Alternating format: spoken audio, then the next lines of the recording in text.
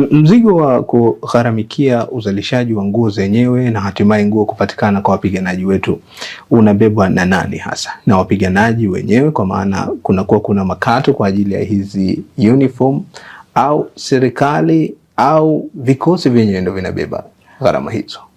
Kitaratibu inavyotakiwa, masuala ya uniform zote, outfit yote ya askari inabebwa na serikali.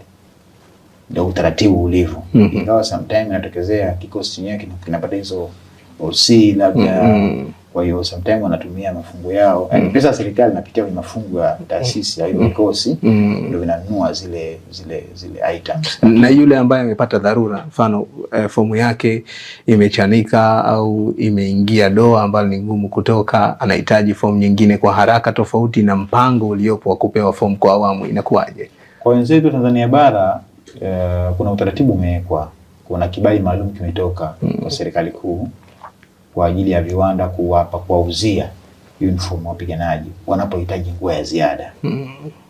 Hiyo ipo katika upande wa serikali ya Tanzania bara. Kwa sisi bado tujaanza mchakato. Ikitokezea hilo hitajio kwa idara maalum, wanakusanya kama idara maalum wenyewe, au askari anafanya maombi mwenyewe kule kwenye idara maalum, wanatuomba sisi, au baadhi yao mtu ambaye kashindwa sana, akiangalia kuna vile vitambaa vilikuwa vimefanana sana, anakwenda kununua kitambaa na mpeleka fundi wa kawaida wa vikosini, au kiandani kwetu anashonewa. Lakini utaratibu unaotakiwa haswa ni idara maalum yenyewe kwanza ihakikishe inapitia mafungu yake, inanunua zile uniform, maana serikali inagharamia uniform zote.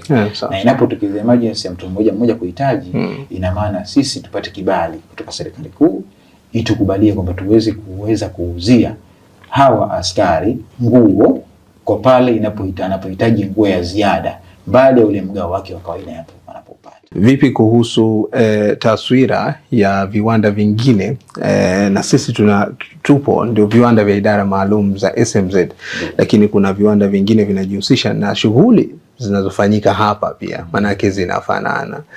Hatuoni kwamba kuja na kasi hiyo ya mabadiliko, uzalishaji kuongezeka, kuweka bajeti kubwa, inaweza kuathiri soko la viwanda vingine vidogo vidogo ambavyo ndio sehemu ya watu kujipatia riziki yao?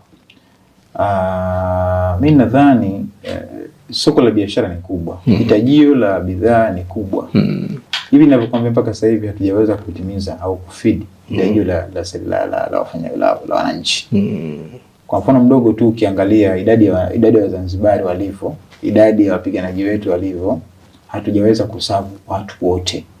Na maana bado kuna fursa ya kuweza kutumia viwanda vingine kwa ajili ya kupata baadhi ya bidhaa nyingine. Na hao mnaunganisha vipi na hizi fursa? Waunganisha kifupi, sisi sasa hivi tuna jumuiya. Kwa mfano sasa hivi tupo katika mchakato wa kuandaa jumuiya ya wazalishaji wa bidhaa za ngozi Zanzibar. Tumeshaanza huo mchakato na si muda mrefu jumuiya tutaizindua. Lengo na madhumuni kuwashajihisha wale wanaozalisha kidogo kidogo nao wakuwe pia, kwa sababu ni sehemu ya ajira. Sisi huku tunaendelea kufanya kwa sababu sisi ni kiwanda kikubwa. Sisi mpaka sasa hivi hatuna mshindani kwa level ya kiwanda chetu, hatuna mshindani kwa mpaka sasa hivi. Kwa hiyo hii fursa tuitumie kwa ajili ya kwa boost ya wenzetu na wao wapate kukua, kwa sababu bado soko ni kubwa.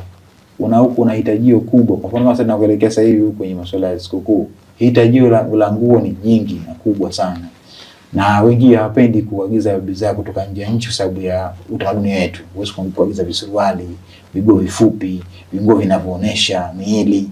Kwa hiyo kama itakuwa tuna nia ya kuweza kushirikiana na kuhamasishana, mimi na imani hizo changamoto zinatoka na kuendelea.